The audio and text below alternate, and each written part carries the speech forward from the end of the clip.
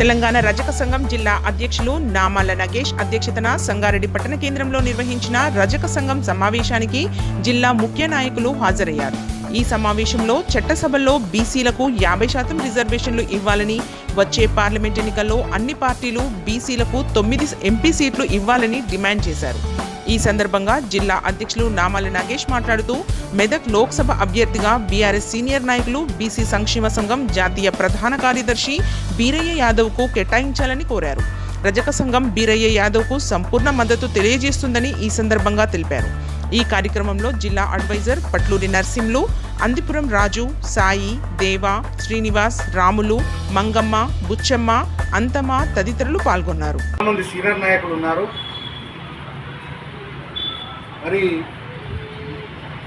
ప్రతి సంఘాలు కూడా, అన్ని సంఘాలు కూడా మరి ఒక క్యాండిడేట్కి, మన బీసీ క్యాండిడేటు మన కుల సంఘాలన్నింటినీ కూడా కలుపుకొని పోయే వ్యక్తి, మరి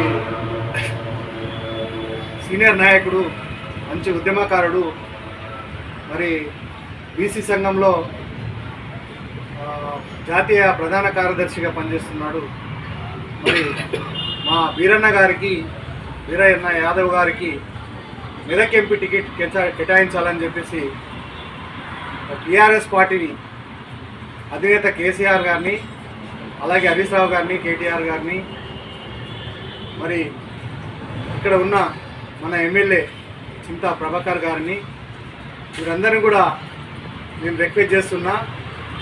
వీరన్న యాదవ్ గారికి మెదక్ ఎంపీ టికెట్ కేటాయించినట్లయితే అయితే రజక సంఘాల సమితి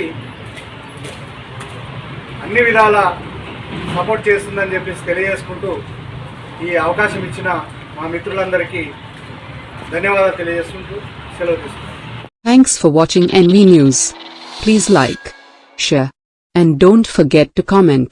Please subscribe our channel and press bell icon.